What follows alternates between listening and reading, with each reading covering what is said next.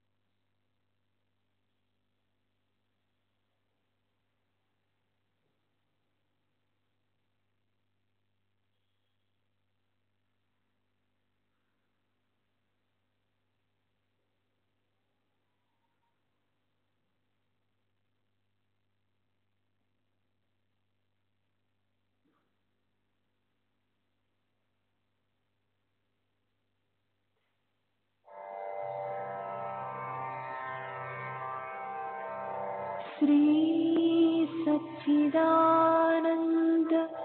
सद्गुरु साईनाथ महाराज की जय। सद्गुरु श्री साईनाथुनि शरद बाबूजी की जय।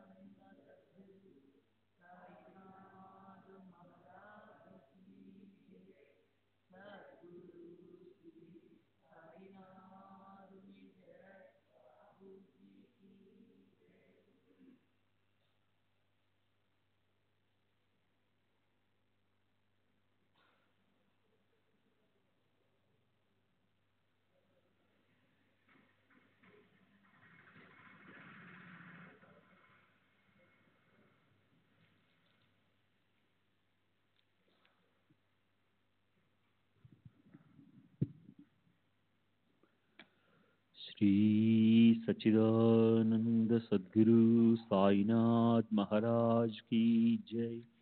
सद्गुरु श्री साईनाथ शरद बाबू जी की जय। శ్రీ సాయినాథాయ నమః. శ్రీ సాయి సచ్చరిత్రము 35వ అధ్యాయం. నిన్నటి తరువాయి.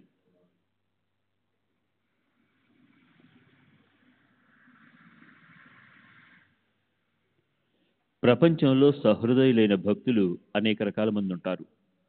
అటువంటి భక్తుల సంశయాలను తొలగించడానికి బాబా వారిని ఏరి పట్టుకొస్తారు.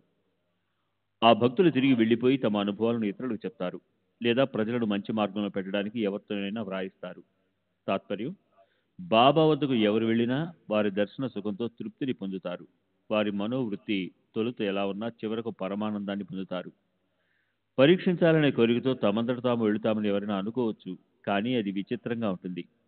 వారు వెళ్ళి బాబా ఉద్దేశాన్ని సాధిస్తారు. ఎవరైనా బాబా స్ఫూర్తినిచ్చినప్పుడే కాలు బయట పెట్టగలరు. వారి స్వాభావికమైన మనోవృత్తిని జాగృతం చేసి బాబా వారిని పరమార్థంలో ప్రవేశపెడతారు. బాబా కౌశలాన్ని ఎవరు తెలుసుకోగలరు? తెలుసుకోవాలని ప్రయత్నిస్తే దుర్దశ పాలవుతారు. కానీ అహంభావాన్ని వదిలి వారి పాదాల వద్ద పొర్లితే సుఖాలను పొందుతారు. దేవతల వద్దకు, గురువు వద్దకు, బ్రాహ్మణుల వద్దకు వెళ్ళినప్పుడు రిక్త హస్తాలతో వెళ్ళకూడదని కాక దారిలో 2 సార్లు ద్రాక్ష పళ్ళను కొన్నాడు. గింజలు లేని ద్రాక్ష పళ్ళు ఉంటాయి, కానీ అప్పుడు దొరికిన గింజలున్న ద్రాక్ష పళ్ళనే కొన్నాడు. మాటా మంతి ముచ్చటించుకుంటూ ఆ ముగ్గురు షిరిడీ చేరుకుని బాబా దర్శనానికి మసీదుకి వెళ్ళారు. భక్తుడు బాబాసాహెబ్ తర్కడ్ కూడా అక్కడ ఉన్నాడు. అతనిని ధరంసి సేటు జిజ్ఞాసతో ప్రశ్నించింది వినండి. ఇక్కడ ఏం విశేషం ఉంది, మీరు ఎందుకు వచ్చారు అన్నాడు. బాబా దర్శనానికని తర్కడ్ చెప్పాడు. ఇక్కడ చమత్కారాలు జరుగుతాయన్న వార్త విన్నానే అని సేట్ అన్నాడు. తర్కడ్ అతనితో, నాకు చమత్కారాలు చూడాలని కోరిక లేదు. ఎవరి మనసులో ఏ కోరికలు ఉన్నాయో అవి ఇక్కడ సిద్ధిస్తాయి అని చెప్పాడు. కాక బాబా పాదాల శిరస్సు నుంచి వారి చేతికి ద్రాక్ష పళ్ళను అందించాడు. భక్త బృందం అక్కడ బాగా కూడి ఉంది. బాబా వారికి పళ్ళను పంచడం మొదలుపెట్టారు. ఇతరులతో పాటు ధరంసికి కూడా బాబా కొన్ని పళ్ళను ఇచ్చారు. అతనికి గింజలు లేని పళ్ళే ప్రీతి, గింజలున్నవి ఇష్టం లేదు. ఆ ద్రాక్ష పళ్ళంటే అతనికి విసుగు. ఆదిలోనే హంసబాదుల ఆరంభంలోనే ఇదో సమస్య. ఆ పళ్ళను ఎలా తినాలి అన్న కష్టం వచ్చింది. వారిని తిరస్కరించడం లేడు. పైగా ద్రాక్ష పళ్ళను కడగకుండా తినకూడదని డాక్టర్ చెప్పాడు. తాను మాత్రం కడుక్కోవడం బాగుంటుందా అని మనసులో అనేక రకాల ఆలోచనలు. పళ్ళను అట్లే నోట్లో వేసుకున్నాడు. పవిత్రమైన సత్పురుషుని ప్రదేశంలో ఎంగిలిని వేయడం అపవిత్రం చేయరాదని, ఎంగిలి వేసి అపవిత్రం చేయరాదని గింజలను జేబులో వేసుకున్నాడు. ఈ ద్రాక్ష పళ్ళు నాకు ఇష్టం లేదని ఈ సత్పురుషునికి తెలియదా? నాకు బలవంతంగా ఎందుకు ఇస్తున్నారని సేటు మనసులో అంటున్నాడు. అతనిలో ఆ ఆలోచన రాగానే బాబా మరలా అతనికి మరిన్ని పళ్ళనిచ్చారు. అవి గింజలున్న పళ్ళు అని అనుకుని ధరంసి నోట్లో వేసుకోకుండానే వారిని అలాగే చేతిలో పట్టుకున్నాడు. నిజంగానే అతనికి గింజలున్న ఇష్టం లేదు. కానీ బాబా తమ చేతులతో ఇచ్చారు. ఏం చేయాలి అని సేటు తపన పడిపోయాడు. నోట్లో వేసుకోవడానికి మనస్కరించక పిడిగిట్లోనే పట్టుకుని ఉండగా బాబా తినేసేయ్ అన్నారు. సేటు వారి ఆజ్ఞను పాలించాడు. తినేసేయ్ అనగానే ధరంసి వారిని నోట్లో వేసుకున్నాడు. అవన్నీ గింజలు లేని పళ్ళు. తిని చాలా ఆశ్చర్యపోయాడు. గింజలు లేని ద్రాక్ష పళ్ళను కానీ ధరంసి ఆశ్చర్యంగా, సత్పురుషునికి ఏది అసాధ్యం, వీరికి ఎంతటి సామర్థ్యం, నా మనసులోని విషయాన్ని తెలుసుకున్నారు.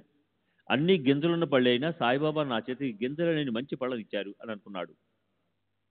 మనసు స్తంభించిపోయింది. బాబాను పరీక్షించాలన్న మాట మర్చిపోయాడు. అతని అహంకారమంతా కరిగిపోయింది. సత్పురుషులందు భక్తి ఉత్పన్నమైంది. మునుబడి భావాలు మాయమయ్యాయి.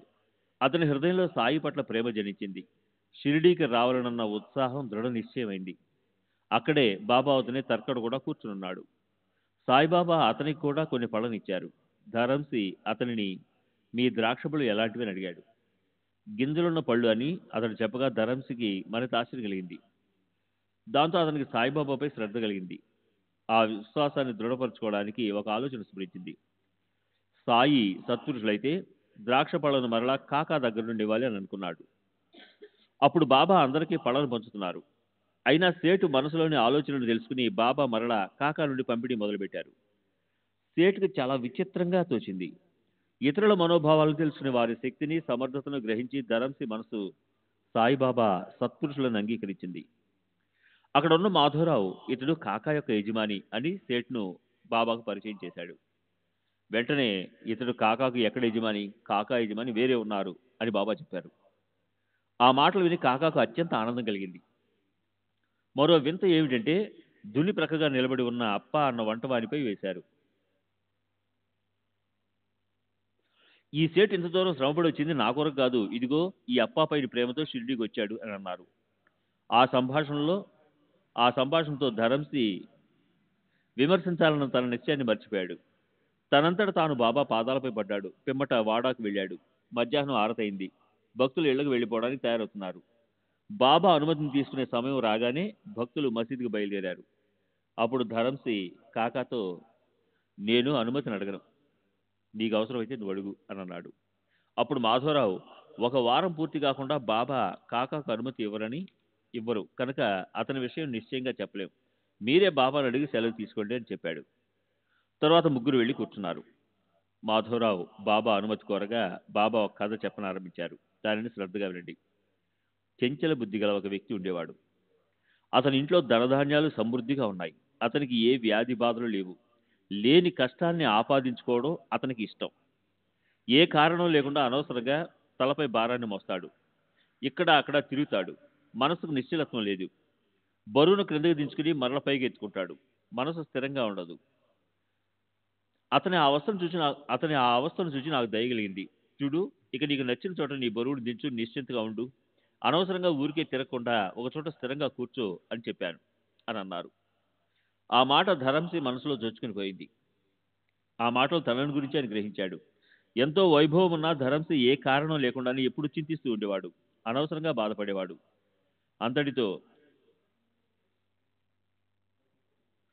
అంతటి ఐశ్వర్యం, గౌరవం ఉన్నా అతని మనసుకు శాంతి లేదు.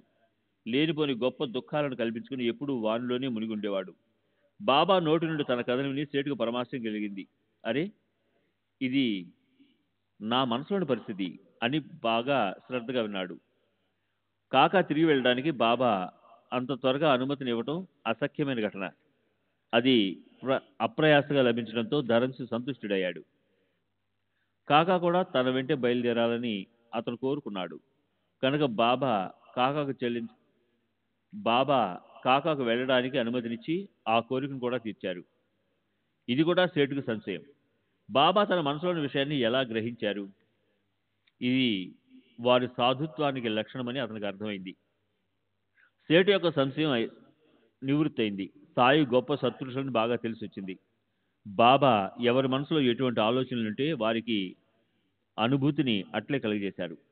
భక్తులు తాము కోరుకున్న మార్గాలలోనే వారిని బాబా ప్రవేశపెట్టేవారు. వారు భక్తుల అర్హతను ఎరిగి వారికి తగినట్లుగా పరమార్థ ప్రాప్తిని కలిగజేస్తారు. భావార్థులనైనా లేదా తమను విమర్శించే వారినైనా సాయి దయామయులు సమానంగా చూస్తారు. ప్రేమ అయిన సాయి మాత ఒకరిని చేరదీసి మరొకరిని తిరస్కరించదు. కాకా ధరంసి బయలుదేరేటప్పుడు బాబా కాకా వద్ద 15 రూపాయల దక్షిణ అడిగి తీసుకుని అతనితో, నాకు ఎవరైనా ₹1 దక్షిణగా ఇస్తే నేను అందుకు బదులుగా వారికి లెక్కబెట్టి 10 ఇవ్వవలసి ఉంటుంది. నేను ఎవరి వద్ద నుంచి ఏది ఉచితంగా తీసుకోను. అట్లే నేను అందరినీ కూడా అడగను. ఫకీరు వేలెట్టి ఎవరిని చూపిస్తే వారి వద్దే దక్షిణ విషయం. పైగా ఫకీరుకు రుణపడి ఉన్నవారినే అడగడం. దాతలు పంటను తర్వాత అనుభవించడానికి విత్తనాలను నాటుకుంటారు. శ్రీమంతుల ధనం పరోపకారానికి మరియు ధార్మిక కార్యాలలో ఖర్చు అయితేనే అది శుభప్రదం. ఉదారంగా దానం చేస్తే నిశ్చయంగా ఫలం ప్రాప్తిస్తుంది. అటువంటి వారికి జ్ఞాన మార్గం లభిస్తుంది.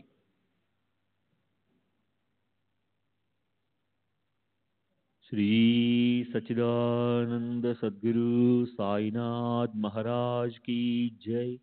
सद्गुरु श्री साईनाथ शरद बाबू जी की जय.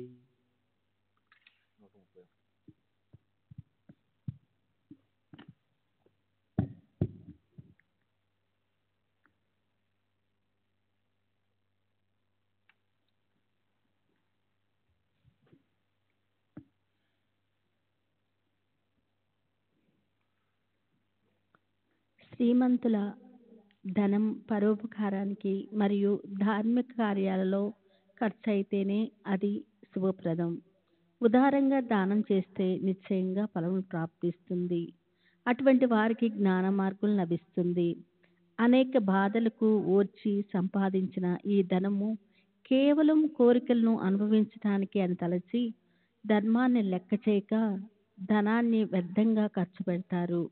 పైసా కూడబెట్టి 10 కోట్ల వరకు కూడబెట్టుకున్న డబ్బును స్వార్థం కోసం విషయ సుఖాలను అనుభవించాలని కోరుకొని వారు సుఖంగా ఉంటారు.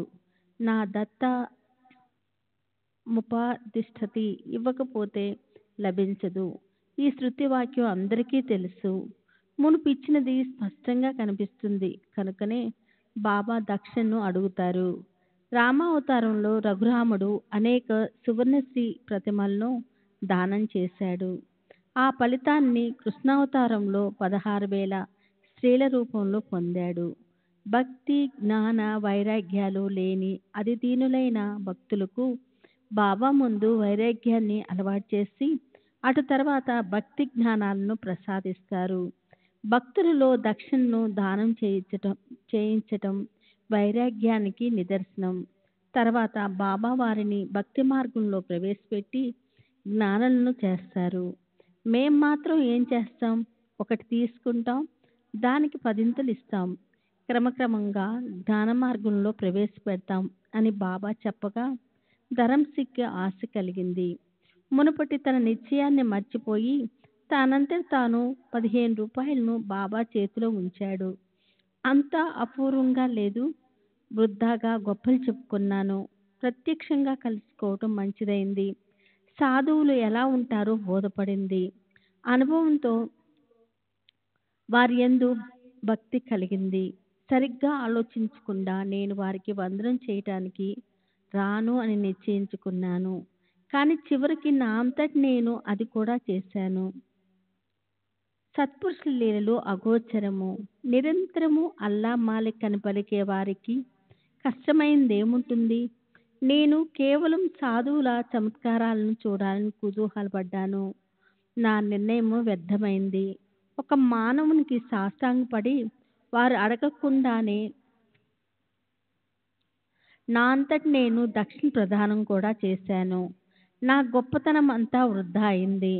నా అంతటి నేను పూజ్యభావంతో నా శిరస్సును వారి చరణాల యందు ఉంచాను. ఇంతకంటే విశేషం ఏముంటుంది?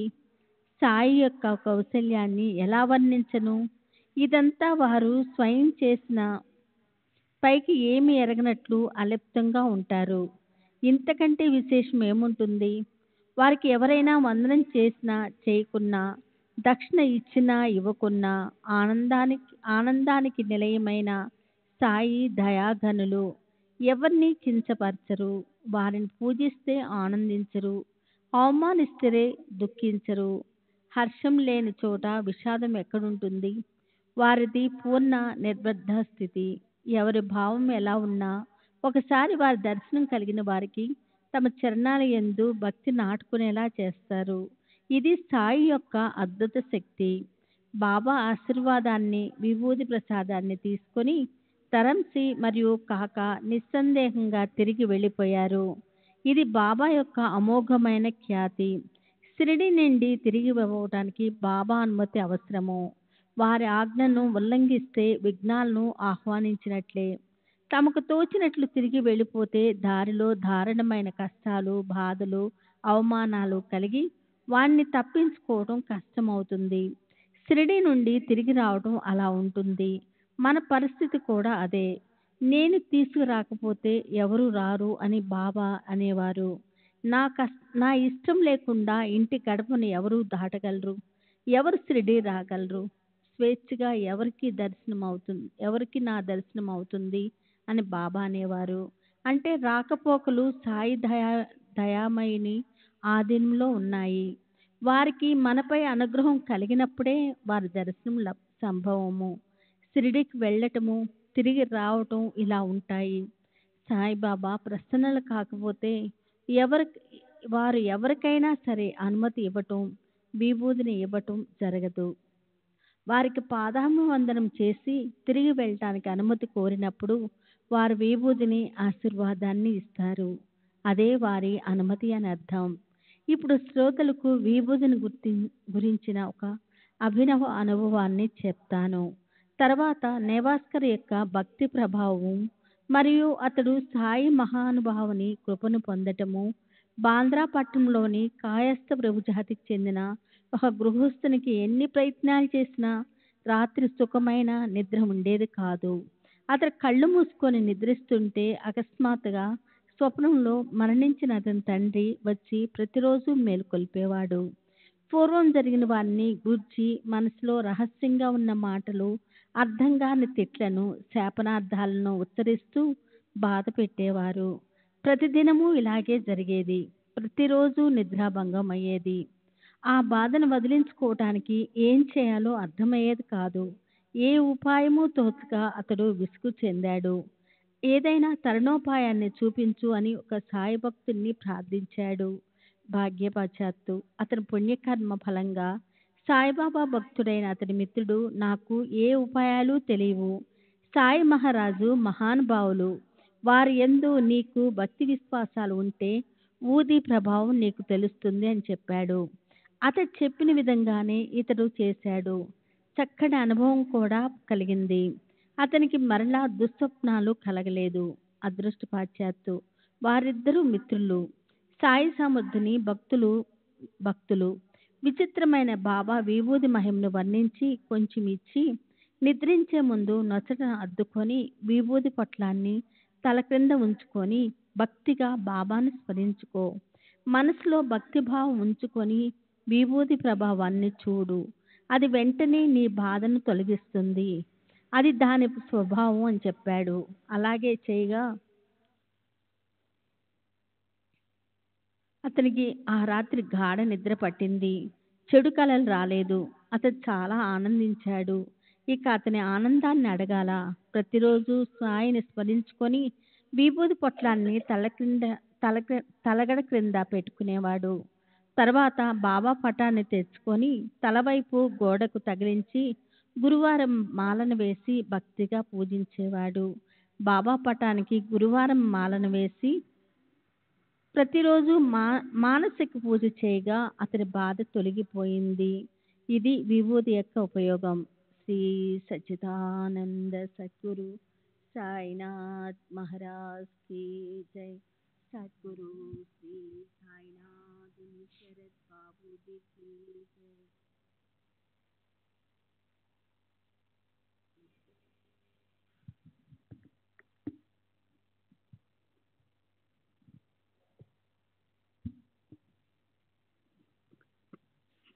ఇది విభూది యొక్క ఉపయోగము. అద్భుతమైన మరొక ఉపయోగాన్ని చెప్తాను. ఎటువంటి కష్ట సమయాలలో ఉపయోగించిన ఈ విభూది మనోభీష్టాలను తీరుస్తుంది. బాలాజీ పాటిల్ నెవాస్కర్ అనే ఒక గొప్ప భక్తుడుండేవాడు. అతడు బాబా కోసము లోకోత్తరమైన సేవ చేస్తూ శరీరాన్ని అరగతీశాడు. రోజు గ్రామంలో బాబా తిరిగే దారులు, వారి లెండికి విహారానికి వెళ్ళే మార్గము చిమ్మటము, ఇవి నివాస్కరు రోజు చేసే పనులు. అతని తరువాత ఈ సేవను రాధాకృష్ణబాయి చేసేది.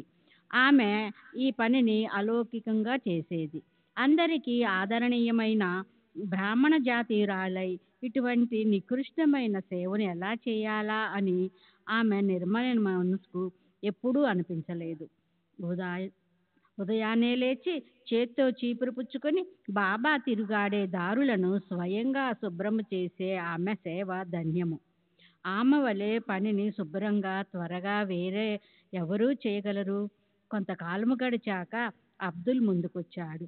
మహాభాగ్యవంతుడైన ఆ పాటిల్ ప్రపంచంలో ఉంటూనే ప్రాపంచిక విషయాలలో అనాసక్తితో ఉండేవాడు.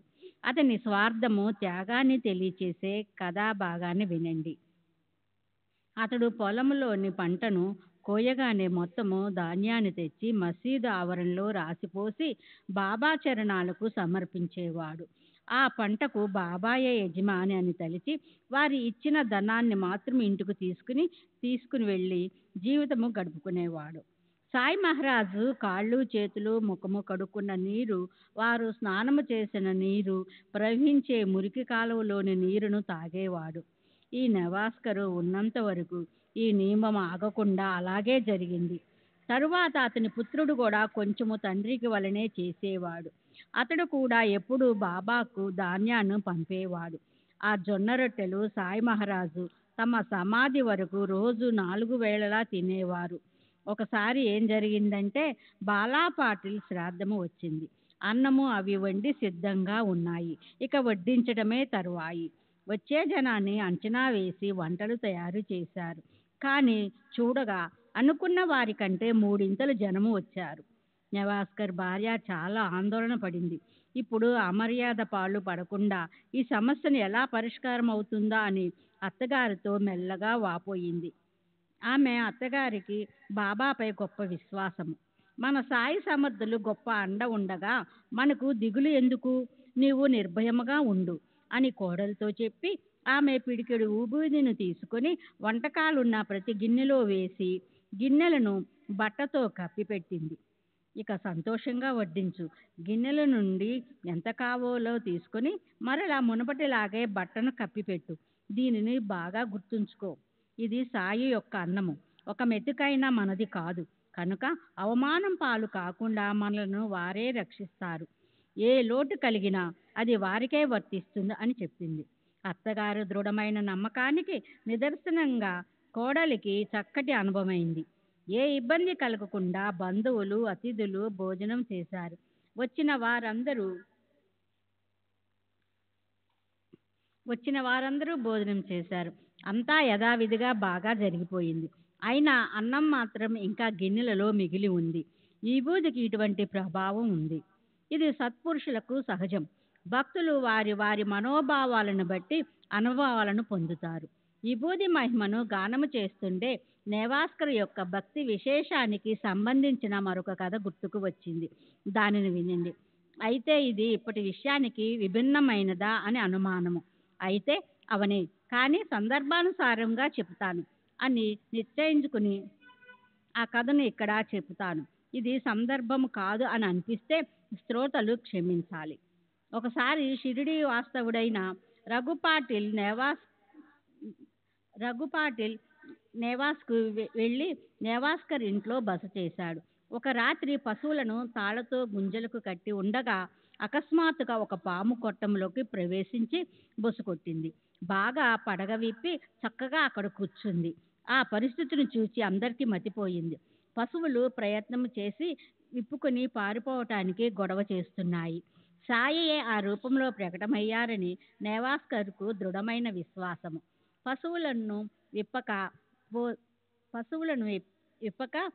విప్పకపోతే వేరే ఉపాయం లేదు. ఎవరి అడుగైనా పాముపై పడితే అపాయము కాదు. దూరము నుండి ఆ పామును చూచి నేవాస్కర్ ఆనందం కలిగింది. శరీరమంతా పులకాంకితమైంది. సాష్టాంగ ప్రణామం చేశాడు. సాయి యొక్క కృపాదృష్టి పాము రూపంలో వచ్చిందని తలిచి పాము కోసం ఒక గిన్నె నిండా పాలు తెచ్చిపెట్టాడు. ఆ పాటిలు మనోభావము ఎంతటి దృఢమైనదో అతని మనసులో అణుమాత్రమైన భీతి కలగలేదు. సరికదా, పాముతో ఏమన్నాడో స్తోత్రాలు వినండి. బాబా, ఎందుకు బుస్ బుస్మంటున్నావు?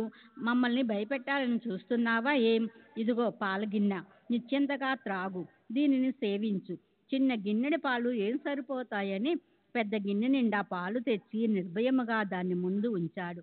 భయాలన్నీ మనసులోని భావన వల్లనే పాలగిన్నెను పాము వద్ద ఉంచి తను వెళ్ళి మరీ దగ్గరగా కాక దూరంగాను కాక మునపటి స్థలములో కూర్చున్నాడు. అతని ముఖములో పాముపై ఉత్సాహం కనిపించింది. పాము ఇంట్లోకి ప్రవేశించడము భయపడాల్సిన విషయము. అందరి మనసులు ఒకేలా ఉంటాయా? ఆ ఆపద ఎలా తొలగుతుందా అని అందరూ ఆందోళన పడ్డారు. బయటకు పోవటానికి భయము. పాము గాని ఇంట్లోకి దూరిందా ఇక బయటికి రావటం కష్టము. అందుకని అందరూ దాని మీదే కన్నేసి కూర్చున్నారు. అయినా పాము తృప్తి చెంది అందరి దృష్టిని తప్పించుకుని ఎటువైపు వెళ్ళిపోయిందో తెలియలేదు. అందరికీ ఆశ్చర్యము కలిగింది. కొట్టామంతా వెతికినా దాని ఆచూకీ అసలు దొరకలేదు. అందరి మనసులు కుదుటపడ్డాయి. కానీ నేవాస్కర్ మనసులో బాధ. కొట్టంలోకి ప్రవేశించినప్పుడు కనిపించినట్లుగా వెళ్ళేటప్పుడు కూడా కనిపించి ఉంటే బాగుండేది అని అతని బాధ. బాలాకు 2 భార్యలు, పుత్రులు చిన్నవారు. నేవాసా నుండి అప్పుడప్పుడు బాబా దర్శనానికి వచ్చేవారు. బాబా వారిద్దరికి చీరలు, రవికలు కొని ఆశీస్సులతో ఇచ్చేవారు. ఇలాంటి భక్తుడు బాల. ఈ సచరిత్రలోని మార్గము సరళమైంది. ఈ సాయి సచరిత్ర పారాయణ ఎక్కడెక్కడ జరుగుతుందో అక్కడ ద్వారకామాయి మరియు సాయిబాబా కూడా నిశ్చయంగా ప్రకటమవుతారు. అక్కడే గోదావరి తీరము, అక్కడే సమీపంలో షిరిడీ క్షేత్రము, అక్కడే దునితో సహా సాయి ఉండి స్మరించినంత మాత్రాన కష్టాలు నివారిస్తారు. సాయి చరిత్రను పారాయణం చేసే చోట సాయి ఎల్లప్పుడూ నివసిస్తుంటారు. భక్తిపూర్వకంగా చరిత్రావర్తన చేస్తే సాయిబాబా ప్రసన్నులవుతారు. ఆనందగనులైన సాయిని స్మరిస్తే చాలు. అనుదినము వారి నామాన్ని జపిస్తే చాలు. కఠినమైన ధ్యాన ధారణాద్రి ఇతర జపతప సాధనలేవీ అవసరం లేదు. సాయి చరణాలయందు భక్తితో దృఢ విశ్వాసముతో వారి విభూతిని నిత్యము నియమంగా ధరిస్తే సేవించిన వారి మనసులోని కోరికలు తీరుతాయి. ధర్మార్థక కామ మోక్షాది 4 పురుషార్థాలను సాధించి కృతార్థులవుతారు. స్వార్థము మరియు పరమార్థ విషయాలలోని గృహార్థాలన్నీ స్పష్టంగా తెలుస్తాయి. మహాపాపాలు, ప్రబల పాతకాలు, ఉపపాతకాలు మొదలగునవన్నీ ఈ బూజు స్పర్శతో నిర్మూలనమై అంతర్బాహ్య పరిశుద్ధత లభిస్తుంది. ఈ విభూది ధారణలోని మహిమ భక్తులకు తెలుస్తుంది. స్తోత్రులకు కూడా శుభం కలగాలని వివరంగా వర్ణించాను. వివరంగా వర్ణించానని చెప్పడం శుభము కాదు. ఎందుకంటే స్వయంగా నాకు కూడా విభూది మహిమ యథార్థంగా తెలియదు. అయినా స్తోత్రుల శ్రేయస్సు కొరకు సంక్షిప్తంగా వర్ణించడమైనది. శ్రోతలకు ఇదే నా ప్రార్థన. సాయిబాబాకు వందనము చేసి తమ తమ అనుభవాలను తెలుసుకోండి. ఈ నా మాట వినండి. ఇక్కడ తర్కంలో పని లేదు. దృఢమైన పూజ్యభావం అవసరము. బుద్ధి చాపల్యము పనికిరాదు. పరమ శ్రద్ధ అవసరము. శ్రద్ధ విహీనులకు, కేవలము వాదాలతో తర్కరించే వారికి, విమర్శకులకు సత్పురుషుల బోధ లభించదు. పరిశుద్ధ భక్తి గల భావకులే జ్ఞానాన్ని పొందగలరు. ఈ కథలో హెచ్చు తగ్గులన్నీ సాయి ప్రేరితాలే అని తలచి దోష దృష్టి లేకుండా సాయి సచ్చరిత్రను పఠించండి.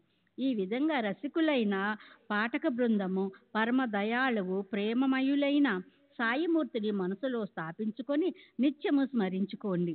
ఎక్కడ షిరిడి, ఎక్కడ గోవా, గోవాలో జరిగిన దొంగతనాన్ని మొత్తము సాయి వివరంగా చెప్పే కథ తర్వాత సాయి చరణాల యందు మస్తకాన్ని ఉంచి శ్రద్ధగా శ్రావణము చేయండని హేమాడు మనస్ఫూర్తిగా శ్రోతలకు అతి వినయంగా మనవి చేసుకుంటున్నాడు. స్వస్తి శ్రీ సంతసజ్జన ప్రేరితము భక్త హేమాడు పంతి విరచితమైన శ్రీ సాయి సమర్థ సచ్చరిత్రములో చికిత్సా ఖండన విభూది మండనమును 35వ అధ్యాయం సంపూర్ణం. సద్గురు సాయినాథార్పణమస్తు. శుభం భవతు.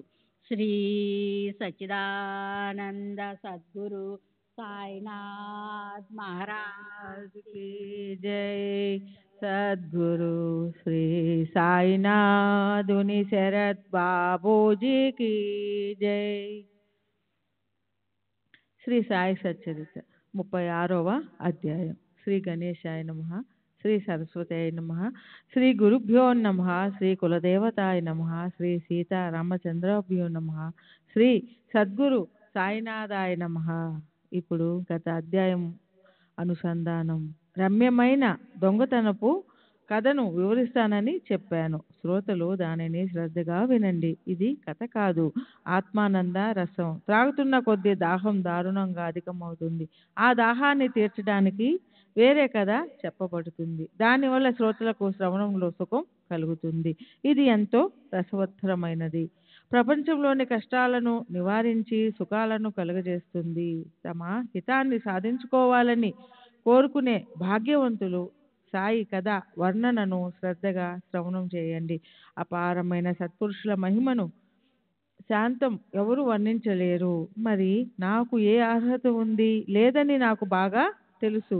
నా అహంభావాన్ని సాయి తమ వాత్సల్యంతో తొలగించారు. సాయి ఎవరి ద్వారానైనా తమ వైభవాన్ని తామే వర్ణింపజేసి భక్తులతో శ్రవణం చేయిస్తారు. పరాత్పరుడనే సరోవరంలో విహరించే సాయి రూపం హంస. హంసం సోహం అనే వృత్తి కలిగి అనాసక్తితో బ్రహ్మరూపంలోని ముత్యాలను అత్యంత ఉత్సాహంతో సేవిస్తుంది. వారికి ఊరు పేరు లేదు, కానీ అపారమైన వైభవం కలవారు. ఒక క్షణంలో నిరుపేదను రాజుగా మార్చగలరు. ఇది వారి కరుణ కటాక్ష లీల. ఈ పరతత్వ జ్ఞాన అవతారం పేరు ప్రతిష్టలకు దూరంగా ఉండి అనేక రకాల అనుభూతులతో సాక్షాత్కారాన్ని కలుగజేస్తారు. తాము అనుగ్రహించిన వారికి వారు తమ వివిధ రూపాలను చూపుతారు. అపూర్వమైన అసంఖ్యాక సంఘటనలను సృష్టిస్తారు. వారి అపార మహిమను వినండి. వారిని ధ్యానంతో తెలుసుకునేవారు లేదా భక్తిగా కీర్తించేవారు ఏ లోటు లేకుండా పూర్తిగా రక్షింపబడతారు. సాయికి తమ కథల యందు మక్కువ ఎక్కువ. అందుకే అనంతరం వారు వానిని గుర్తుకు తెచ్చి వక్తను శ్రోతలను నిమిత్త మాత్రులుగా చేసి భక్తుల కోరికలను తీర్చుతారు. పరమార్థమందు పూర్తి శ్రద్ధ కలిగి ప్రపంచానికి నీరు వదిలి పరమేశ్వరుని ఆశ్రయించిన అనేక ప్రాణులను వారు ఉద్ధరించారు. వారిని దేశ విదేశాల వారు ఆరాధిస్తారు. వారి భక్తి పతాకం ఎప్పుడూ ఎగురుతూ ఉంటుంది. వారు దీనులను దుర్బులను కాపాడుతూ అందరి కోరికలను తీర్చుతారు. ఇప్పుడు వక్త నోటిని శ్రోతల చెవులను పావనం చేసే పరమ పవిత్రమైన ఈ సాయి చరిత్రను శ్రద్ధగా వినండి. ఇద్దరు గృహస్థులు సాయిబాబా దర్శనానికి గోవా నుండి వచ్చారు. ఆ ఇద్దరు సాయి దర్శనంతో సంతసిల్లి వారి చరణాలకు ప్రణామం చేశారు. ఇద్దరు జతగా ఒకేసారి వచ్చిన సాయిబాబా ఒకరినే నాకు 15 రూపాయలు దక్షిణను ఇవ్వు అని అడగగా అతడు ఆనందంగా ఇచ్చాడు.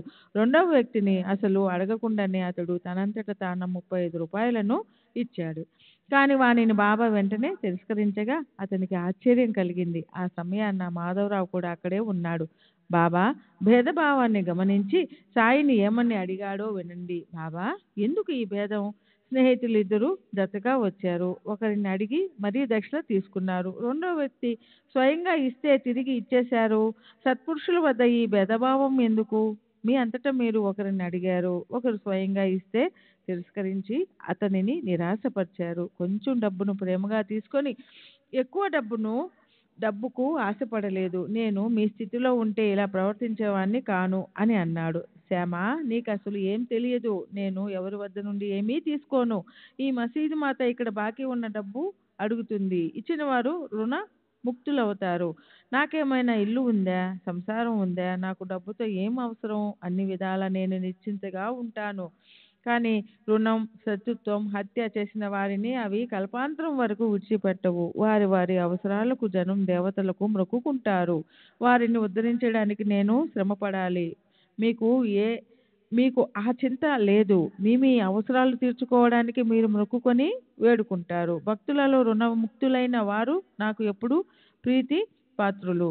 ఇతడు మొదట పేదవాడు. మొట్టమొదటి జీతం డబ్బు 15 రూపాయలను దేవునికి అర్పిస్తానని మొక్కుకొని తర్వాత మర్చిపోయాడు. తర్వాత ఆ 15 30 అయ్యాయి. 30 నుండి 60, 60 నుండి 100, అలా రెండింతలు నాలుగింతలుగా జీతం పెరిగింది.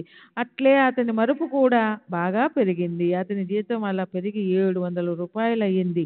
తన కర్మానుసాతో ఇక్కడికి వచ్చాడు. నేను నా 15 రూపాయలను ఇలా దక్షిణమిషితో అడిగాను.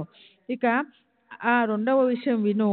ఓసారి సముద్ర తీరంలో విహరిస్తూ ఉండగా ఒక పెద్ద భవనం కనిపించింది. అక్కడ వరండాలో కూర్చున్నాను. ఆ భవనం యజమాని బ్రాహ్మణుడు, కులీనుడు, ధనవంతుడు. ప్రేమపూర్వకంగా నన్ను లోపలికి ఆహ్వానించి అన్నపానీయాలను సుష్టిగా పెట్టాడు. అక్కడ ఒక అల్మారా వద్ద శుభ్రమైన ప్రత్యేక స్థలాన్ని నేను శయనించడానికి ఇచ్చాడు. నాకు నిద్ర వచ్చింది. నేను బాగా నిద్రించడం గమనించి అతడు రాతిని ఊడబెరికి గోడకు రంధ్రం వేసి నాకు తెలియకుండా నా జేబును కత్తిరించి నన్ను పూర్తిగా దోచుకున్నాడు. నేను మేలుకొని జరిగిన దాన్ని తెలుసుకొని వెంటనే ఏడవసాగాను. 30,000 రూపాయలు పోయినవి. చాలా దుఃఖం కలిగింది. అవి నోట్ల కట్టలు. అకస్మాత్తుగా అంత నష్టం కలిగించినందుకు నాకు గుండె చెదిరిపోయింది. పైగా బ్రాహ్మణుడు నన్ను సమాధానపరిచాడు. నాకు అన్నపానీయాలు రుచించలేదు. అలా 15 రోజులు అక్కడే వరండాలో దీనవదనంతో కూర్చున్నాను. 15వ రోజు పూర్తవుతూ ఉండగా దారి వెంట వెడుతున్న ఒక ఫకీరు అకస్మాత్తుగా వచ్చి నేను ఏడుస్తూ ఉండడం గమనించాడు. నా దుఃఖానికి కారణం ఏమిటని అడిగాడు. నేను అతనితో జరిగిన దాన్నంతా చెప్పాను. నేను చెప్పిన విధంగా చేస్తే నీవు కష్టం నుండి బయటపడతావు. నీకు ఒక ఫకీరు ఆచూకీ మరియు వారి గురించి చెప్తాను. నీవు వారి శరణు వేడు. వారు నీ ధనం నీకు మరల లభింపజేస్తారు. కానీ నేను చెప్పిన విధంగా వ్రతాన్ని ఆచరించాలి. నీవు కోరుకున్నది లభించే వరకు నీకు ప్రియమైన పదార్థాన్ని వదిలిపెట్టు. దానివల్ల నీ కార్యం సిద్ధిస్తుంది అని చెప్పాడు. నేను అలాగే చేయగా ఆ ఫకీరు నాకు కలిశారు. ఆ డబ్బు నాకు తిరిగి లభించింది. తరువాత నేను ఆ భవనాన్ని విడిచిపెట్టాను. మునుపటి వలనే సముద్ర తీరానికి వచ్చాను. నడుస్తూ ఉండగా ఒక నావ కనిపించింది. కానీ అందులో నేను ప్రవేశించలేకపోయాను. అయినా ఒక మంచి సిపాయి నాకు నావలో స్థలాన్ని ఇచ్చాడు. గాలి అనుకూలంగా ఉండడంతో నావ తీరానికి చేరుకుంది. బండిలో కూర్చొని ఇంటికి రాగా ఈ మసీదు మాత నా కళ్ళకు కనిపించింది. ఇక్కడికి బాబా చెప్పడం ముగిసింది. ఈ అతిథులను ఇంటికి తీసుకుని వెళ్ళి భోజనం పెట్టు అని బాబా శ్యామకు ఆజ్ఞాపించారు. అట్లే వారికి పల్లెలలో భోజనాన్ని వడ్డించి శ్యామ వారిని కుతూహలంగా బాబా చెప్పిన విషయం మీకేమైనా అర్థమైందా అని అడిగాడు. నిజానికి సాయిబాబా ఎప్పుడు ఇక్కడే ఉంటారు. సముద్రం, నావికుడు వారికి ఏం తెలుసు? ఎక్కడి బ్రాహ్మణుడు, ఎక్కడి భవనం, జన్మంతా చెట్టు కిందే గడిపే వారికి దొంగలు దోచుకుని పోయేంత సంపద ఎక్కడి నుండి వచ్చింది? ఈ విషయాన్ని మీరు రాగానే ఆరంభించారు. ఇది మీకు సంభవించిన పూర్వకథ కావచ్చు, మీకు గుర్తు చేయడానికి చెప్పినట్లుంది అన్నాడు. అప్పుడు ఆ వచ్చిన వారు గద్గులై, సాయిబాబా సర్వజ్ఞులు, పరబ్రహ్మ అవతారం, అద్వైతులు, ఏ భేదభావం లేనివారు, సర్వ వ్యాపకులు. ఇప్పుడు వారు చెప్పిన ప్రతి అక్షరం మా కథలే. స్వదిష్టమైన ఈ భోజనం అయ్యాక మీకు సవిస్తారంగా చెప్తాను. బాబా ఏకరువు పెట్టిందంతా నిజంగా జరిగినదే. కానీ వారు మా పరిచయం లేకుండా మా గురించి ఎలా తెలుసుకున్నారు? ఇదంతా చమత్కారంగా ఉంది అని చెప్పారు. భోజనం అయ్యాక మాధవరావుతో పాటు తాంబూలాన్ని నములుతూ వారు తమ కథ వర్ణనను ఆరంభించారు. ఆ ఇద్దరిలో ఒకరు ఇలా చెప్పసాగాడు. మా నివాస స్థానం పర్వత ప్రాంతం, కానీ బ్రతుకు తెరువు కోసం సముద్రంతో సంబంధం ఏర్పడింది. అందుకోసం గోవాకు వెళ్ళాను. ఉద్యోగం లభించాలన్న కోరికతో దత్త భగవానుని ఆరాధించాను. అత్యంత భక్తిగా మొక్కుకున్నాను. దేవా, కుటుంబాన్ని పోషించుకోవడానికి ఏదో ఒక ఉద్యోగం లభించాలి. కరుణామయ, నేను నీ శరణొచ్చాను. నాకు ఉద్యోగాన్ని ఇవ్వు. నేటి నుండి త్వరలో ఈ మాటను నిలబెట్టుకుంటే నా మొదటి నెల జీతమంతా నీకు సమర్పిస్తాను అని మొక్కుకున్నాను. భాగ్యం కొద్దీ దత్త భగవానుడు ప్రసన్నుడయ్యాడు. త్వరలోనే మొక్కు ఫలించింది. నాకు మొదటి జీతం 15 రూపాయలు లభించాయి. తర్వాత సాయిబాబా వర్ణించిన విధంగానే నా జీతం పెరిగింది. కానీ మొక్కును పూర్తిగా మర్చిపోయాను. దానినే వారు ఇప్పుడు గుర్తుకు తెచ్చారు. ఎవరికైనా వారు దక్షిణను తీసుకున్నట్లు అనిపిస్తుందేమో, కానీ అది దక్షిణ కాదు. వారు నా రుణాన్ని తీర్చారు. అలా దక్షిణ సాకుతో నా పాత మొక్కును గుర్తు చేశారు అని చెప్పాడు. తాత్పర్యం, సాయి ద్రవ్యాన్ని యాచించరు, తమ భక్తులను కూడా యాచించనివ్వరు. ధనం ఎప్పుడు అనర్థమని తలిచేవారు కనుక బాబా భక్తులను ధనమోహంలో పడనివ్వరు. వారి పాదాలు యందు ఎల్లవేళలా అనురక్తుడై ఉన్న మహల్సాపతి వంటి భక్తుడు జీవితాన్ని కష్టాలతో గడుపుతున్నా అతనిని ఏమాత్రం ధనాన్ని కూడా ఎవరి వద్ద నుంచి తీసుకొనిచ్చేవారు కాదు. దక్షిణ రూపంలో వచ్చిన డబ్బును సాయి స్వయంగా అనేక సార్లు జనులకు పంచిపెట్టేవారు. కానీ కష్టాలలో ఉన్న మహల్సాపతికి మాత్రం ఎప్పుడు ఏ కొంచెమైనా ఇచ్చేవారు కాదు. శ్రీ సచ్చిదానంద సద్గురు సాయినాథ్ మహారాజ్ की जय। सद्गुरु श्री साईनाथुनि शरद बाबू जी की जय। श्री सच्चिदानंद सद्गुरु साईनाथ महाराज की जय। सद्गुरु श्री साईनाथुनि शरद बाबू जी की जय। అతడు కూడా చాలా స్థిరమైన మనసు కలవాడు. సాయిబాబా ఉదారంగా ఉన్నా అతడు చేయి చాచి ఎన్నడూ యాచించలేదు. అతని ఆర్థిక పరిస్థితి నికృష్టంగా ఉండేది. అయినా అతనికి ఉత్కృష్టమైన వైరాగ్యం ఉండేది. పేదరికంతో పీడింపబడుతున్నా అతడు ఎప్పుడు అల్ప సంతోషి. ఒకసారి దయాళువైన హంసరాజు అనే ఒక వ్యాపారికి మహాసపతికి ఏమైనా ఇవ్వాలి అని అనిపించింది. అతని పేద సంసారాన్ని చూచి తనకు చేతనైన సహాయం చేయాలని సద్బుద్ధి కలిగింది. అతడు ఇటువంటి నిరుపేద పరిస్థితిలో ఉన్నా అతనికి ఇతరులు ఎవరైనా సహాయం చేయదలిచినా సాయినాథునికి అది కూడా నచ్చేది కాదు. ధనమందు అనాసక్తి ఉండడం వారికి ఇష్టం. ఆ భక్తుని పరిస్థితికి ఆ వ్యాపారి మనసు కరిగి ఏం చేశాడంటే, దర్బారులో బాబా మహాసాపతి ఇద్దరూ ఉన్నప్పుడు డబ్బును మహాసాపతి చేతిలో పెట్టాడు. మహల్సాపతి ఆ డబ్బును వినయంగా తిరిగి ఇచ్చేసి సాయిబాబా అనుమతి లేకుండా నేను స్వీకరించను అని చెప్పాడు. అతడు ధనాన్ని ఆశించే భక్తుడు కాడు. పరమార్థం కొరకు ఎంతో పరితపించేవాడు. ప్రేమ నిండిన హృదయంతో నిస్వార్థంగా కాయ వాచ మనస సాయి పాదాలకు అంకితమైన వాడు. హంసరాజు సాయితో, బాబా అతన్ని ఒక గవ్వైనా తాకనివ్వరేం అని అంటే వారు, నా భక్తులను ధనం ఆకర్షించదు, వారు ద్రవ్య ప్రలోభంలో చిక్కుకుని పోకూడదు అని చెప్పారు. తరువాత రెండవ అతిథి, నాకు కూడా బాబా చెప్పింది అర్థమైంది. ఆ కథనంతా చెప్తాను వినండి. వింటుంటే ఎంతో ఉత్సాహంగా ఉంటుంది. 35 ఏళ్ల నుండి నా వద్ద శ్రద్ధగా చాలా నమ్మకంగా బాగా పనిచేసే బ్రాహ్మణునికి దురదృష్టవశాత్తు బుద్ధి భ్రష్టుపట్టి నేను కూడబెట్టిన ధనాన్ని దొంగలించాడు. మా ఇంటి గోడకు అలమాల అమర్చి ఉంది. అందులోని ఇటుకరాయిని మెల్లగా ఊడదీసి కన్నం వేశాడు. బాబా అలమారా అని చెప్పిన దానిలోనే కన్నం వేయటానికి అందరూ నిద్రించాక గోడలోని రాయిని ఊడదీశాడు. నా రూపాయలను దొంగలించి తీసుకుని వెళ్ళారని బాబా చెప్పారు కదా, అదంతా కూడా నిజమే. నోట్ల కట్టలను తీసుకుని వెళ్ళాడు. అవి 30,000 రూపాయలు. అది బాబాకి ఎలా తెలిసిందో అర్థం కావడం లేదు. శ్రమతో సంపాదించిన డబ్బు పోహ నేను అహర్నిశలు ఏడుస్తూ కూర్చున్నా. వెదికి అలసిపోయాను. ఏం చేయాలో అర్థం కాలేదు. 15 రోజులు అలా చింతలో పడి ఉన్నా దాని నుండి బయటపడే దారి కనిపించలేదు. ఒకరోజు వరండాలో దుఃఖంతో కూర్చుని ఉండగా దారిన ఒక పకీరు వెళుతూ నా దుఃఖానికి కారణం అడిగాడు. బాధపడుతున్న నన్ను చూచి పకీరు ప్రశ్నించాడు.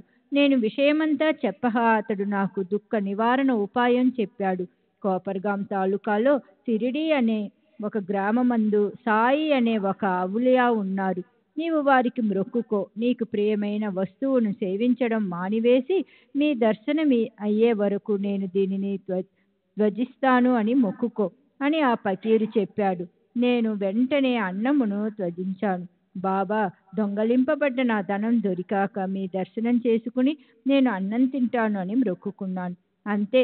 ఒక 15 రోజులు గడిచేసరికి బ్రాహ్మణుని మనసుకు ఏం తోచిందో తెలియదు. అతడు తనంతట తాను వచ్చి నా ధనాన్ని నాకు ఇచ్చాడు. నా బుద్ధి చెడిపోవడం వలన నేను ఇటువంటి పనిని చేశాను. ఇప్పుడు మీ పాదాలపై శిరస్సును ఉంచుతున్నాను. నన్ను క్షమించానని అనండి అని వేడుకున్నాడు. అలా అంతా సవ్యంగా జరిగింది. సాయిబాబా దర్శన అభిలాష ఉత్పన్నమైంది. ఆ కోరిక కూడా ఇవాళ తీరింది. ఈ భాగ్యం ప్రాప్తించినందుకు నేను ధన్యుణ్ణి. నేను కష్టంలో దుఃఖపడుతూ నా వరండాలో కూర్చుని ఉండగా నాకు ధైర్యాన్ని కలిగించడానికి వచ్చిన వారు మరలా కలవలేదు. నా యందు కరుణతో నాకు సాయి గురించి చెప్పి సిరిడీని చేతితో చూపించిన వారు మరలా కలవలేదు. అకస్మాత్తుగా నన్ను కలిసి నా విషయాన్ని అడిగి తెలుసుకుని చివర నా మ్రొక్కును తీర్చుకునేలా చేసిన వారు మరలా కలవలేదు. నిజంగా ఆ పకీరే ఔలియా అయిన ఈ సాయి అని అనిపిస్తుంది. నాకు తమ దర్శన భాగ్యాన్ని కలిగించడానికి వారు స్వయం ఉత్సాహపడ్డారు. ఎవరైనా సరే ఏదో ఒక కోరికతోనే సాధువుల దర్శనానికి వెళతారు. నాకు అసలు వీరిని దర్శించుకోవాలనని కోరికే లేదు. నా ధనం లభించడానికి ఆ పకీరే మొదట వీరికి మ్రొక్కుకోమని ప్రోత్సహించాడు. ఎవరికి మ్రొక్కుకుంటే అనాయాసంగా నా ధనం ప్రాప్తించిందో అట్టివారు 35 రూపాయలను ఆశించడం జరగదు. పైగా అజ్ఞానులమైన మనలను పరమార్థ తత్పరులను చేయడానికి, మనకి ఎల్లప్పుడూ శుభాలను కలిగించటానికి శ్రమపడతారు. దక్షిణ మిషతో మనలను దారికి తీసుకువస్తారు. ఇందుకొరకే ఈ అవతారం. లేకపోతే పామరులం, ఏ భక్తి లేని వారమైన మనం ఎలా భవాన్ని దాటగలం? బాగా ఆలోచించండి. నా డబ్బు తిరిగి లభించింది అన్న అమిత ఆనందంతో మ్రొక్కుబడిని మర్చిపోయాను. ధనమోహం చాలా దుర్భరం. తరువాత ఒకరోజు కులాబా దగ్గర ఉన్నప్పుడు నేను కలలో సాయిని చూచాను. వెంటనే షిరిడీకి బయలుదేరాను. సాయి సమర్థులు చెప్పినట్లుగానే నన్ను నావలో ఎక్కనివ్వక అడ్డు పెట్టగా ఒక సిపాయి ప్రయత్నంతో నా కష్టం తప్పింది. ఇది నిజమే. నేను కష్టాలతో రేవు వద్దకు వచ్చినప్పుడు నిజంగానే ఎవరో ఒక సిపాయి నా కొరకు వాళ్ళని వేడుకున్నాడు. అంతకు ముందే నన్ను తిరస్కరించిన నావ అధికారులు నాకు నావలో స్థలాన్ని ఇచ్చి నన్ను కృతజ్ఞుణ్ణి చేశారు. సిపాయి అసలు నాకు పరిచయస్తుడు కాడు. అయినా నేను అతనికి పరిచయస్తుడు అని చెప్పగా నావలో ఎవరూ నన్ను అడ్డగించలేదు. నావలో సుఖంగా కూర్చున్నాను. ఇలా నావ వద్ద జరిగిన సిపాయి వృత్తాంతం నా విషయంలో జరగగా సాయిబాబా దీనిని తమపై ఆరోపించుకున్నారు. వీరి అద్భుత స్థితిని గని నాకు మతిపోయింది. ఈ సాయి జగత్తంతా నిండి ఉన్నట్లు నాకు అనిపిస్తుంది. వీరు లేకుండా అనువంత ప్రదేశమైనా లేదు. మాకు అనుభవాన్ని కలుగజేసినట్లే వీరు ఇతరులకు కూడా అట్లే కలిగిస్తారు. మేము ఎవరం, ఎక్కడి వారం, ఎంత గొప్ప భాగ్యవంతులం. మమ్మల్ని తమ వద్దకు లాక్కొని వచ్చి ఇలా చక్కని దారికి తీసుకుని వచ్చారు. మేము మ్రొక్కుకోవడం, మా ధనం అపహరించబడడం, మొక్కును తీర్చుకోవటంలో విశేషం. ధనం లభించడం మా భాగ్యం ఎంతో గొప్పది. మేము వారిని పూర్వం ఎప్పుడూ దర్శించుకోలేదు, వారిని ధ్యానించలేదు, వారిని గురించి విననైనా లేదు. వారు మమ్మల్ని గుర్తించుకున్నారు. ఇట్టి వీరి సాంగత్యంలో అనేక సంవత్సరాలు ఉన్నవారు, అహర్నిశలు వారి పాదాలను సేవించే భగవద్భక్తులు ధన్యులు. సాయిబాబా ఎవరితో మాట్లాడారో, నవ్వారో, ఆటలాడారో, కూర్చున్నారో, నడిచారో, భోజనం చేశారో, శయనించారో, కోపగించారో వారందరూ భాగ్యవంతులు. మా చేతులారా వారికి ఏం చేయకపోయినా వారు మాపై ఇంత అనుగ్రహాన్ని చూపారు. ఎల్లప్పుడూ వారి సాంగత్యంలో ఉన్న మీరు ధన్యులు, భాగ్యవంతులు. ఎంతో భాగ్యవంతులైన మీరే మీ సత్కర్మలతో, మీ పుణ్యార్జితంతో మానవుని రూపంలో ఉన్న ఈ దివ్యమూర్తిని షిరిడీకి రప్పించినట్లు అనిపిస్తుంది. శ్రీ సచ్చిదానంద సద్గురు సాయినాథ్ మహారాజ్ కీ జై. సద్గురు శ్రీ సాయినాథ్ శరత్ బాబూజీ కీ జై. శ్రీ సచ్చిదానంద సద్గురు సాయినాథ్ మహారాజ్ కీ జై. సద్గురు శ్రీ సాయినాథుని శరత్ బాబూజీకి జై. అనంతకోటి జన్మాల పుణ్యఫలం వలన మాకు షిరిడీ రావటం ప్రాప్తిస్తుంది. శ్రీ సాయి దర్శన భాగ్యము కలగటానికి సర్వస్వాన్ని అర్పించేయాలని అనిపిస్తుంది. సాయి సజ్జనులు స్వయం అవతార పురుషులు, గొప్ప వైష్ణవునిలా ఆచరిస్తారు. జ్ఞాన వృక్షం యొక్క శాఖ చిదాకాశంలో శోభిస్తున్న భాస్కరులు. మా పుణ్యం కొద్దీ ఈ మసీదు మాత లభించింది. సాయి దర్శనాన్ని కలిగించి మా మృక్కులను తీర్చిదిద్దింది. మాకు వీరే దత్త భగవానులు. అందువలనే ఆ వ్రతము ఆచరించమని ఆజ్ఞాపించి మమ్ము నావలో కూర్చుండబెట్టి షిరిడీకి తమ దర్శనానికి తీసుకొని వచ్చారు. ఇటువంటి తమ సర్వవ్యాపకత్వాన్ని, సర్వాంతర్యామిత్వాన్ని, తాము సర్వత్ర సాక్షి అని సాయి తెలియచేశారు. వారి మందహాస వదనాన్ని చూచి పరమానందం కలిగింది. ప్రపంచ దుఃఖాన్ని మరిచిపోయాను, పరమార్థాన్ని సాధించాలన్న ఉత్సాహం కలిగింది. ప్రారబ్ధము సారం జరగనున్నది జరగని అని మనసును నిశ్చయించుకొని సాయి చరణాలలో అఖండమైన ప్రేమతో వారి మూర్తిని ఎల్లప్పుడూ కళ్ళల్లో నిలుపుకోవాలి. అగమ్యము అయిన సాయిబాబా లీలలకు, వారి ఉపకారాలకు అంతం లేదు. దయాళువైన సాయి ఈ శరీరాన్ని మీకు నివాళిగా చేయాలని అనిపిస్తుంది. ఇప్పుడు మరో కథ కాసేపు శ్రద్ధగా వినండి. సాయి నోటి నుండి వెలువడిన అక్షరాల నిశ్చయంగా బ్రహ్మలిక కీతులు. సకారము ఔరంగాబాద్కర్, షోలాపూర్ పట్టణ నివాసి. అతని భార్య పుత్ర సంతానం కోసము ఆతృతతో షిరిడికి వచ్చింది. పరమమ పావనులైన సాయి సత్పురుషుని అగాధ చరిత్రను విని సవతి కొడుకుని వెంటబెట్టుకుని సాయి దర్శనానికి వచ్చింది. వివాహమైన 27 సంవత్సరాలు గడిచిపోయినా ఆమెకు సంతానం కలగలేదు. దేవతలకు మొక్కుకొని ఆమె మనసుకు నిరాశ కలిగింది. ఆ సువాసిని తన మనసులోని కోరికతో బాబా దర్శనానికి షిరిడీ వచ్చి ఆలోచించసాగింది. బాబా చుట్టూ ఎప్పుడు భక్త బృందము గుమిగూడి ఉంటుంది. శ్రీ సచ్చిదానంద సద్గురు సాయినాథ్ మహారాజ్ కీ జై. సద్గురు సాయినాథుని శరత్ బాబూజీకి జై.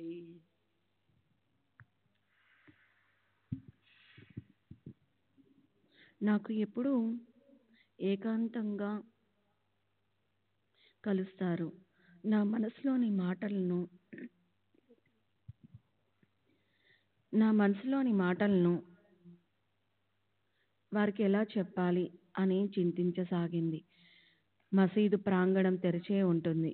బాబా వద్ద భక్తులు ఎప్పుడూ ఆలోచించేది అలా ఆమె కొడుకు విశ్వనాథ్ బాబా సేవను చూ చేస్తూ అక్కడ 2 నెలలున్నారు.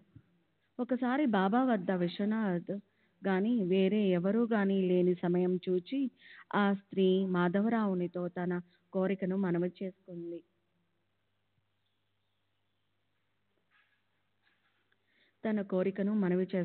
దాన్ని వినండి. బాబా ప్రశాంతంగా ఉన్నప్పుడు మంచి సమయం చూచి మీరైనా ఒక్కరే ఉన్నప్పుడు ఎవరూ వినకుండా చెప్పాలి అని వేడుకుంది. మాధవరావు ఆమెతో ఈ మసీదు ఎప్పుడూ ఖాళీగా ఉండదు. ఎప్పుడూ ఎవరో ఒకరు దర్శనానికి వస్తూనే ఉంటారు. ఈ సాయి దర్బారు ఎల్లప్పుడూ తెరిచే ఉంటుంది. ఇక్కడ ఎవరికి ఏ ఆటంకమూ లేదు. అయినా ఒక మాట చెప్తాను, గుర్తుంచుకో. ప్రయత్నించటం నా పని. ఫలితాన్ని ఇచ్చేవాడు కీర్తిదాత, మంగళప్రదుడు. చివరకు సుఖాన్ని కలిగించేది వారే. కనుక నీ చింత ఉపశమిస్తుంది. బాబా భోజనానికి కూర్చున్నప్పుడు నీవు ఒక టెంకాయను, అగరవత్తులను చేత పట్టుకొని సభామండపంలో రాతి మీద కూర్చో. బాబా భోజనమయ్యాక వారు ఆనందంగా ఉన్నప్పుడు చూచి నేను మీకు సైగ చేస్తాను, అప్పుడే నీవు పైకి రా అని చెప్పారు. ఆమె అలా వేచి ఉండి శుభగడియ యోగం కలిసిరాగా ఒకసారి సాయిబాబా భోజనం ముగిశాక అనుకోకుండా అవకాశం లభించింది. బాబా తమ చేతులు కడుక్కున్న తరువాత మాధవరావు వస్త్రంతో తుడుస్తుండగా బాబా ఆనందంతో ఉండి ఏం చేశారో చూడండి. ప్రేమోల్లాసంతో బాబా మాధవరావు బుగ్గను గిల్లారు. అప్పుడు భగవంతునికి భక్తునికి జరిగిన ప్రేమ సంవాదాన్ని వినండి. మాధవరావు వినయ సంపన్నుడైన కోపాన్ని నటిస్తూ బాబాతో వినోదంగా, ఇది మంచి లక్షణమేనా? ఇలా గట్టిగా బుగ్గగిల్లే చిలిపిదేవుడు మాకు అవసరం లేదు. మేము మీకు రుణపడి ఉన్నామా? మన స్నేహానికి ఇదేనా ఫలితం అని అన్నాడు. అప్పుడు బాబా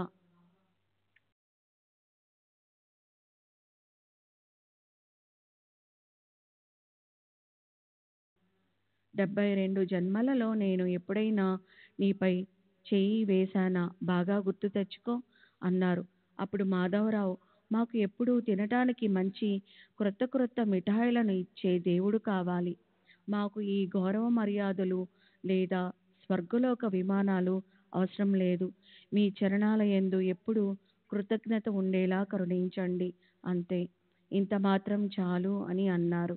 అందుకు బాబా ఇందు కొరకేగా నేను ఇక్కడికి వచ్చాను. మీకు తిండి పెట్టడానికి నాకు మీపై ప్రేమ కలిగింది అని అన్నారు. తర్వాత బాబా వెళ్ళి కటకటాల వద్ద తమ ఆసనంపై కూర్చోగానే మాధవరావు ఆ స్త్రీకి సైగ చేశాడు. ఆమె తన కోరికను తీర్చుకోవటానికి సిద్ధపడింది. సైగ చేయగానే వెంటనే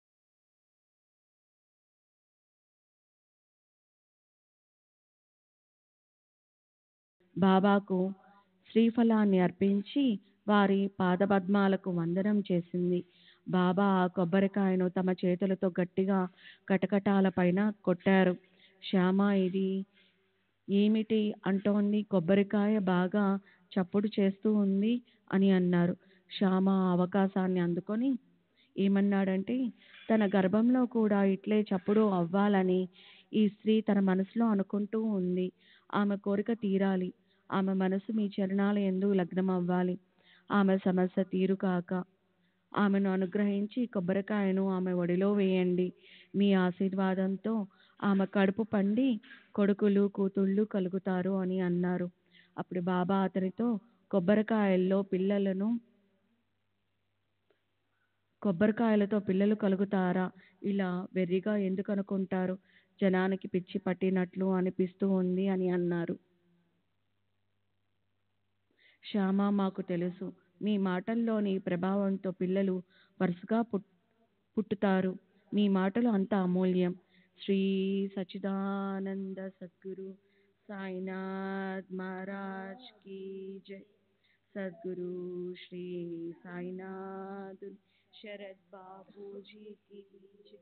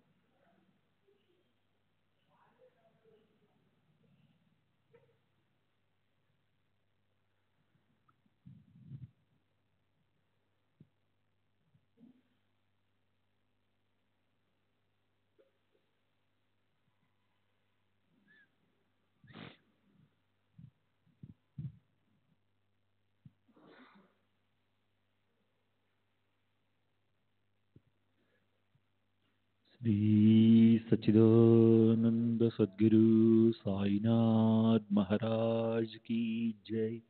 सद्गुरु श्री साईनाथ शरद बाबू जी की जय। साई रहम नजर करना, बच्चों का पालन करना। साई रहम नजर करना, बच्चों का पालन करना। जाना तुमने जगत पसारा, सब ही झूठ जमाना। जाना तुमने जगत पसारा, सब ही झूठ जमाना। साई रहम नजर करना, बच्चों का पालन करना। साई रहम नजर करना, बच्चों का पालन करना। मैं अंधा हूँ बंदा आपका, मुझसे पथ दिखलाना।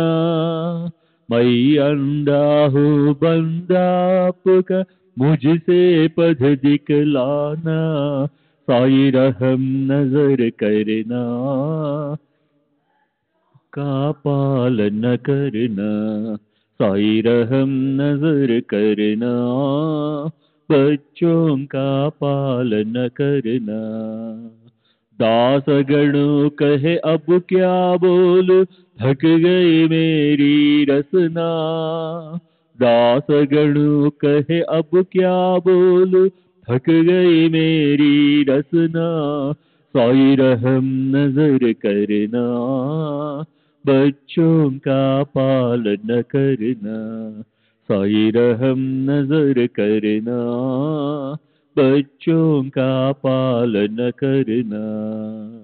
रहमो नजर करो अब मोरे साई, तुम बिना नहीं मुझे माँ बाप भाई।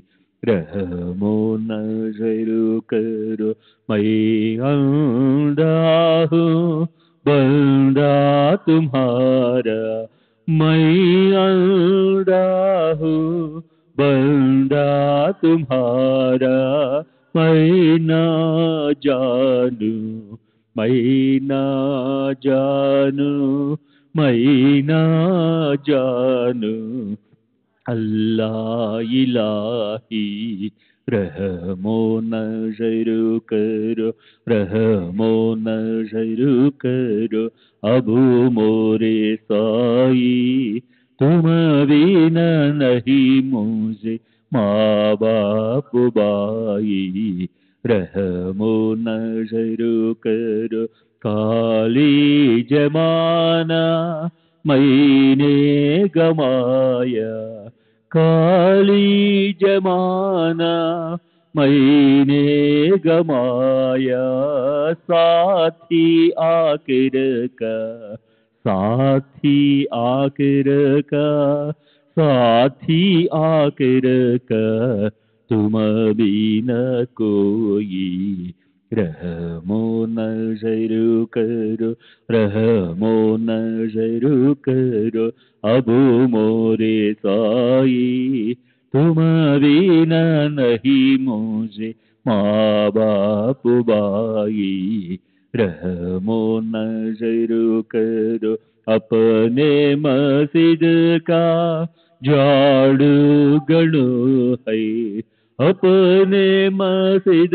का झाड़ू गणो है मालिक हमारे मालिक हमारे मालिक हमारे तुम बाबा साई रहमो नजर करो रहमो नजर करो अब मोरे साई तुम बिना नहीं मुझे माँ बाप भाई रहमो नजर करो।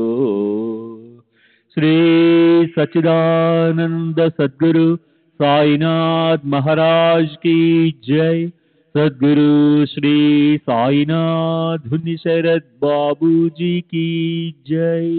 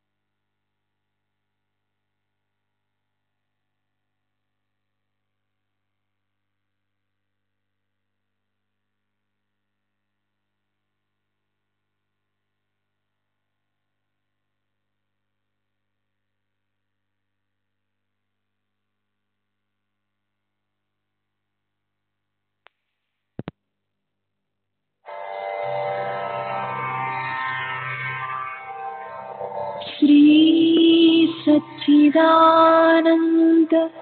सद्गुरु साईनाथ महाराज की जय। सद्गुरु श्री साईनाथुनि शरद बाबू जी की जय।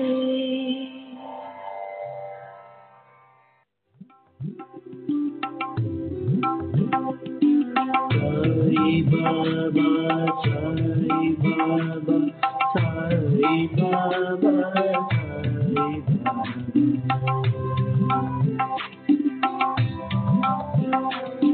साई बाबा साई बाबा साई बाबा साई बाबा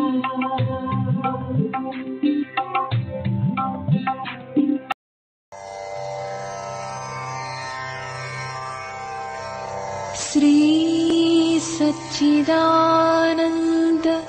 सद्गुरु साईनाथ महाराज की जय। सद्गुरु श्री साईनाथुनि शरद बाबू जी की जय।